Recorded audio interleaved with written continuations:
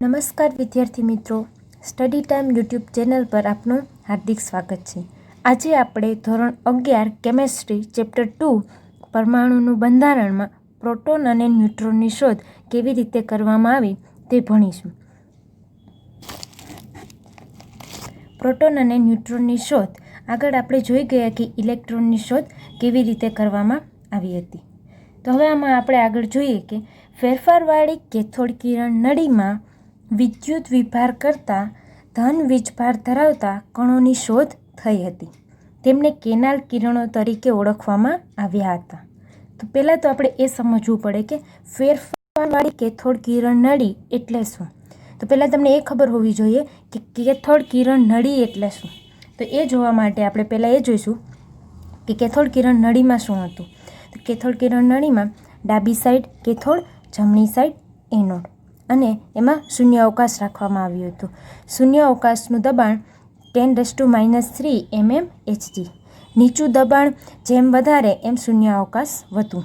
આ દબાણ નીચું છે એટલે કે 10⁻³ છે તો ત્યાં વાયુનું પ્રમાણ ઓછું જોવા મળશે અને એને વોલ્ટેજ સાથે કનેક્ટ કરી દીધેલા છે. એટલે હવે જ્યારે એને વોલ્ટેજ ઊંચો વોલ્ટેજ આપવામાં આવશે ત્યારે કેથોડ પરથી વિદ્યુત ધ્રુવ, કેથોડ શું છે? એક પ્રકારનો વિદ્યુત ધ્રુવ છે. વિદ્યુત ધ્રુવ પરથી ઇલેક્ટ્રોન આવશે, વિદ્યુત ધ્રુવમાંથી ઇલેક્ટ્રોન આવશે અને એ ક્યાં જશે? એનોડ પર જશે. એનોડમાં છિદ્ર રાખેલું છે, એનોડમાં છિદ્ર રાખેલું છે અને સામે સ્પર્શપૂરક પડદો રાખેલો છે કે જે ઝિંક સલ્ફાઇડનો બનેલો છે, જેના પર કેથોડ કિરણો આવશે અને ત્યાં સ્પોટ જોવા મળશે. આ પરથી આપણે કહી શકીએ કે કેથોડ કિરણ વિભાર નળીમાં ઇલેક્ટ્રોન એ ઋણ વિદ્યુત તરફથી ધન વિદ્યુત તરફ આવે છે. તો આ હતી આપણી કેથોડ કિરણ વિભાર નળી. હવે આપણે જોવાનું છે કે ફેરફારવાળી કેથોડ કિરણ નળી એટલે શું. તો ફેરફારવાળી કેથોડ કિરણ નળીમાં શું છે? કેથોડ કિરણ વિભાર નળીમાં ડાબી સાઈડ કેથોડ, આમાં પણ કેથોડ અને જમણી સાઈડ એનોડ. પરંતુ ત્યાં કેથોડમાંથી ઇલેક્ટ્રોન પસાર થઈ જતા હતા એનોડ સાઈડ. જ્યારે આ જે ફેરફારવાળી કેથોડ કિરણ નળી છે એમાં શું થાય છે? બધા જે કિરણો જશે એ એનોડથી ક્યાં તરફ જશે? કેથોડ તરફ જશે. અને ત્યાં છિદ્રવાળો એનોડ હતો અને અહીંયા કેવું યુઝ કરીએ છીએ આપણે? છિદ્રવાળો કેથોડ અને તેની પાછળ ઝિંક સલ્ફાઇડનો પડદો રાખેલો છે. એટલે એનોડમાંથી જ્યારે ઇલેક્ટ્રોન જશે ત્યારે ત્યાં શું થશે? કેથોડમાં છિદ્રમાંથી જશે અને ઝિંક સલ્ફાઇડના પડદા સાથે અથડાશે અને ત્યાં એક સ્પોટ જોવા મળશે. એટલે આપણે કહી શકીએ કે ફેરફારવાળી કેથોડ નળીમાં કિરણો એનોડ તરફથી કેથોડ તરફ જાય છે. હવે કેથોડ કિરણ વિભાર નળીમાં શૂન્ય અવકાશ 10⁻³ રાખેલું હતું અને અહીંયા શૂન્ય અવકાશમાં દબાણ 10⁻⁻1 રાખેલું છે. એટલે કે કેથોડ કિરણ વિભાર નળી કરતાં ફેરફારવાળી કેથોડ કિરણ નળીમાં શૂન્ય અવકાશનું દબાણ થોડું વધારે રાખેલું છે. હવે એનો મિનિંગ એવો થશે કે દબાણ જેમ વધશે એમ વાયુનું પ્રમાણ પણ વધશે. દબાણ વધશે એટલે વાયુનું પ્રમાણ વધશે અને વાયુનું પ્રમાણ વધશે ને એના લીધે અહીંથી કિરણો પસાર થશે. વાયુના લીધે કિરણો પસાર થશે. જ્યારે કેથોડ કિરણ નળીમાં શું હતું? વિદ્યુત ધ્રુવ પરથી ઇલેક્ટ્રોન પસાર થતા હતા. એટલે તે વાયુના સ્વભાવ પર આધાર રાખતા ન હતા. અને આ જે કિરણો પસાર થાય છે એનોડથી કેથોડ તરફ, તો તેને કેનાલ કિરણો કહેવામાં આવે છે. અને બીજા શબ્દોમાં આપણે એને એનોડ કિરણો પણ કહેવાય છે. તો આ હતું ઇન્ટ્રોડક્શન પ્રોટોન અને પ્રોટોનની શોધ કેવી રીતે થઈ. તો હવે છે કે ધન વીજભાર ધરાવતા કણોની લાક્ષણિકતા જુદા જુદા વસ્તુ પર આધાર રાખે છે. તો તેમાં પહેલી લાક્ષણિકતા આપણે જોઈએ કે કેથોડ કિરણો કરતાં વિપરીત ધન વીજભાર કણો કેથોડ નળીમાં હાજર રહેલા વાયુના સ્વભાવ પર આધાર રાખે છે. આ માત્ર સાદા ધન વીજભારિત વાયુમય આયનો છે. કેથોડ કિરણ નળીમાં તો આપણે ઇલેક્ટ્રોનની શોધ કરી, ઇલેક્ટ્રોનની શોધ થઈ એટલે એના ઉપર ઋણ ચાર્જ હતો અને અહીંયા આપણે પ્રોટોનની શોધ થઈ છે. તો પ્રોટોનની શોધ માટે કયો ચાર્જ છે? પ્રોટોન માટે ધન વીજભાર છે.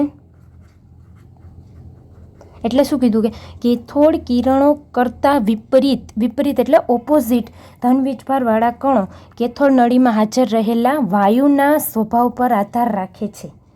જ્યારે આગળના લેક્ચરમાં આપણે જોયું કે ઇલેક્ટ્રોન એ વાયુના સ્વભાવ પર આધાર રાખતા નથી.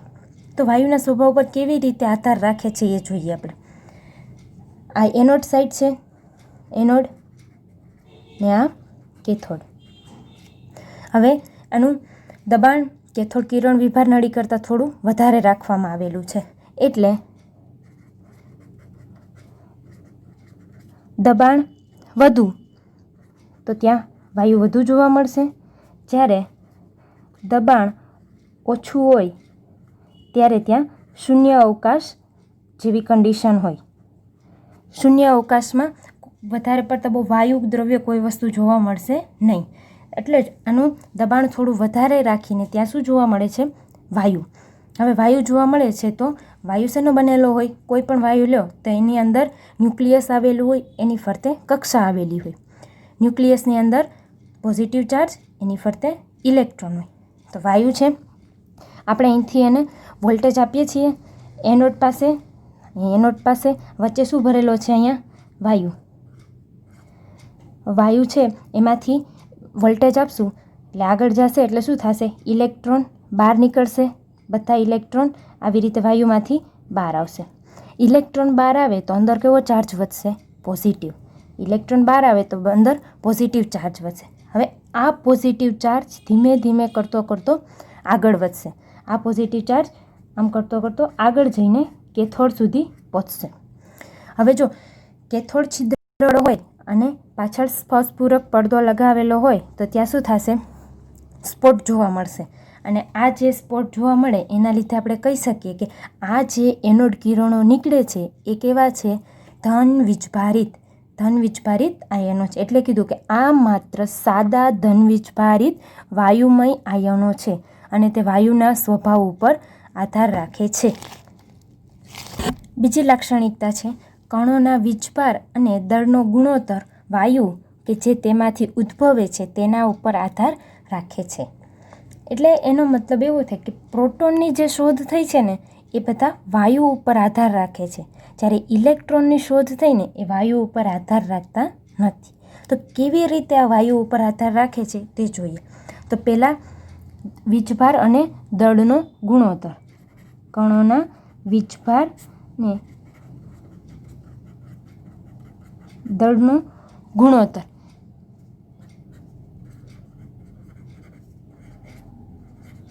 ઇલેક્ટ્રોન માટે અચળ રહે છે. હવે જ્યારે એનોડ કિરણો એનોડથી કેથોડ તરફ જાય છે ત્યારે વચ્ચે વાયુ હોય છે, કેમ કે એનું શૂન્ય અવકાશ દબાણ વધારે રાખેલું છે. દબાણ વધારે હોય તો વાયુ વધારે અને વાયુ પાછા જુદા જુદા પ્રકારના હોય. ધારો કે આપણે એક એક્ઝામ્પલ લઈએ, હાઇડ્રોજન અને હિલિયમ. પહેલી વખત તમે હાઇડ્રોજન રાખેલું છે, હાઇડ્રોજન વાયુ રાખેલું છે. તો હાઇડ્રોજન વાયુમાં શું આવેલું હોય? એક પ્રોટોન હોય અને એક ઇલેક્ટ્રોન હોય. જ્યારે બીજું છે હિલિયમ વાયુ. હિલિયમ વાયુમાં 2 પ્રોટોન હોય અને 2 ઇલેક્ટ્રોન હોય અને બીજું ન્યુટ્રોન પણ હોય. હવે જ્યારે હાઇડ્રોજન વાયુ હોય છે તો હાઇડ્રોજન વાયુ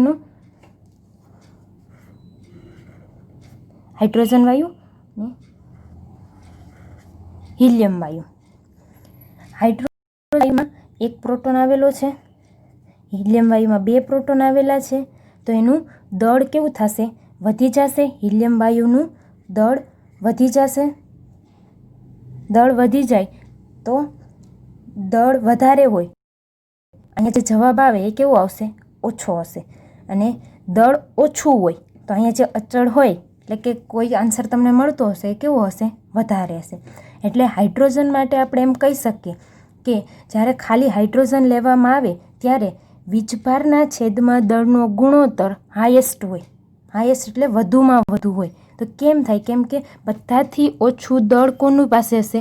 હાઇડ્રોજન પાસે. બધાથી ઓછું દળ હાઇડ્રોજન પાસે હશે તો એનો ગુણોત્તર કેવો મળશે? બધાથી વધારે. તો એવી જ રીતે હિલિયમ, હાઇડ્રોજન પછી હિલિયમ લે છે તો હાઇડ્રોજન કરતાં હિલિયમનું દળ થોડું વધારે છે. હાઇડ્રોજન કરતાં હિલિયમનું દળ થોડું વધારે છે તો એનો ગુણોત્તર થોડો કેવો આવશે? ઓછો આવશે. તો આવી રીતે વાયુ ઉપર આધાર રાખે છે. કણોના વીજભાર અને દળનો ગુણોત્તર વાયુ કે જેમાંથી તે ઉદ્ભવે છે તેના ઉપર આધાર રાખે છે. દળ વધારે હશે તો ગુણોત્તર ઓછો આવશે, ઓછું હશે તો વધારે થશે. તો આ હતી બીજી લાક્ષણિકતા. હવે આપણે ત્રીજી લાક્ષણિકતા જોઈએ કે કેટલાક ધન વીજભારિત કણો વિદ્યુતભારના મૂળભૂત એકમના ગુણક જેટલો ધન વીજભાર ધરાવે છે. જેમ કે ઇલેક્ટ્રોનનો ઇલેક્ટ્રોન પાસે કેવો હતો? ઋણ વીજભાર હતો, પણ એનો વીજભાર કેટલો હતો? એનું મૂલ્ય 1.6022 × 10⁻⁻19 કુલમ. જ્યારે પ્રોટોન એના જેટલો જ ધન વીજભાર ધરાવે છે, પણ તે નેગેટિવ હતું. ના કેવું હશે? પોઝિટિવ વીજભાર ધરાવે છે. અને ધારો કે આપણી પાસે સોડિયમ, મેગ્નેશિયમ છે. ખાલી મેગ્નેશિયમ છે તો એના પર એક પણ ચાર્જ છે નહીં. હવે મેગ્નેશિયમ +1 લઈએ તો એના પર +1 ચાર્જ છે. +2 લઈએ તો એના પર +2 ચાર્જ છે. ઓનલી 1 ચાર્જ હોય ત્યારે કેટલું થાય? 1.6022 × 10⁻⁻19 કુલમ. હવે 2 ચાર્જ આવે છે તો શું થાય?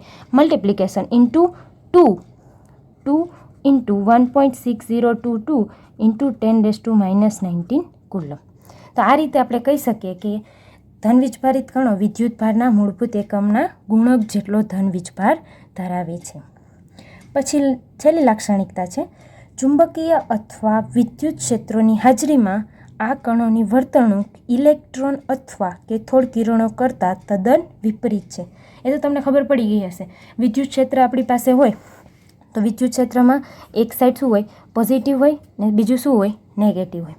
હવે અહીંથી કિરણો કેનાલ થાય છે. કેનાલ કિરણો પસાર થાય તો કેનાલ કિરણો પાસે કેવો ચાર્જ છે? પોઝિટિવ છે. તો પોઝિટિવ શું થશે? રિપલ્ઝન એટલે કે અપાકર્ષણ થશે. ને પોઝિટિવ નેગેટિવ એટ્રેક્શન એટલે કે આકર્ષણ થશે. તો હંમેશા આ કિરણો કઈ સાઈડ જશે? વિદ્યુત ક્ષેત્રમાં જ્યાં નેગેટિવ ચાર્જ હશે એ સાઈડ. જ્યારે કેથોડ કિરણ વિભાર નળીમાં ઇલેક્ટ્રોન હતા તો ઇલેક્ટ્રોન પાસે ઋણ વીજભાર હતો. તો ઋણ વીજભાર છે એ કઈ સાઈડ જશે? પોઝિટિવ સાઈડ જશે, કેમ કે પોઝિટિવ નેગેટિવ એટ્રેક્શન વધારે. તો આવી રીતે ચુંબકીય અથવા વિદ્યુત ક્ષેત્રની હાજરીમાં આ કણોની વર્તણૂક છે એ કેથોડ કિરણો કરતાં તદ્દન વિપરીત જોવા મળે છે. હવે આપણે જોવાનું છે ન્યુટ્રોનની શોધ કેવી રીતે થઈ. ઇલેક્ટ્રોન અને પ્રોટોનની શોધ થઈ ગઈ. ઇલેક્ટ્રોનનો ઋણ વીજભાર અને પ્રોટોનનો પોઝિટિવ વીજભાર. તો પછી વૈજ્ઞાનિકને એવું થયું કે આની સાથે હજુ એક વિદ્યુતીય રીતે તટસ્થ કણો પણ હોવા જોઈએ. તો આ કણો માટે ચેડવિકે એક પ્રયોગ કરેલો. ચેડવિકે કહેલું કે બેરિલિયમના પાતળા પતરા ઉપર આલ્ફા કણોનો મારો ચલાવ્યો. અને એના પરથી એને ખબર પડી કે વિદ્યુતીય રીતે તટસ્થ કણ છે. ન્યુક્લિયસમાં વિદ્યુતીય રીતે તટસ્થ કણ છે. અને જેમનું દળ, એનું દળ કેટલું હતું કે જે ઉત્સર્જિત કરેલા પ્રોટોન કરતાં થોડું વધારે હતું. કેટલું હતું? પ્રોટોન કરતાં થોડું વધારે હતું. અને એ દળોને એને એ જે આખું મળ્યું એને શું એને નામ આપ્યું? ન્યુટ્રોન. તો ન્યુટ્રોનની શોધ કોણે કરી? ચેડવિકે. બેરિલિયમના પતરા પર એને આલ્ફા કણોનો મારો ચલાવ્યો. ત્યારે એને ખબર પડી કે વિદ્યુતીય રીતે તટસ્થ કંઈક છે અને જે છે એનું ઉત્સર્જિત થયેલા પ્રોટોન કરતાં થોડું વધારે છે. અને એને આનું નામ શું આપ્યું ચેડવિકે? ન્યુટ્રોન. તો આ હતી ન્યુટ્રોનની શોધ. હવે જોઈએ મૂળભૂત કણોના ગુણધર્મો. ઇલેક્ટ્રોન સંજ્ઞા E, એનો નિરપેક્ષ ભાર એટલે ચાર્જ -1.6022 × 10⁻⁻19. એની ઉપર -1 ચાર્જ એટલે ઋણ ભાર આવેલો હોય. એનું વજન આગળ આપણે જોઈ ગયા કે કેવી રીતે મળે છે. 9.10 × 10⁻31 ઇન કિલોગ્રામ. એનું એટોમિક માસ યુનિટ 0.00054. અને એનો આશરે દળના છેદમાં દળ, એનો આશરે દળ 0 મળે છે. આ 0.00 એટલે એનું દળ એટોમિક માસ યુનિટમાં કેટલું મળે છે? 0. પ્રોટોનની સંજ્ઞા કઈ છે? P, અને એ ઇલેક્ટ્રોન કરતાં ઓપોઝિટ છે. ચાર્જ સેમ છે પણ ઓપોઝિટ છે એટલે પ્લસ ચાર્જ, એની ઉપર +1 આવેલું છે. એનું દળ 1.67262 × 10⁻⁻27 અને એટોમિક માસ યુનિટમાં દળ 1.00727 અને એનો આશરે દળ 1 છે. ન્યુટ્રોનની સંજ્ઞા N. આપણે કીધું ને આગળ તટસ્થ વિદ્યુતભાર એટલે 0, એની ઉપર કોઈ ચાર્જ આવેલો હોય નહીં, એનો સાપેક્ષ ભાર પણ 0. અને દળ જે પ્રોટોન કરતાં થોડું વધારે જોવા મળે છે, તો કેટલું છે? 1.67493, અહીંયા 262 × 10⁻27 અને દળ 1.00727 અને આશરે દળ એનું કેટલું છે? 1 જોવા મળે છે. તો આ હતું કે મૂળભૂત કણોના ગુણધર્મો. તો હવે તમારે કોમેન્ટ બોક્સમાં એ કહેવાનું છે કે પ્રોટોન ઉપર +1 ચાર્જ કેવી રીતે આવે છે અને ચાર્જ કેવી રીતે આવે છે.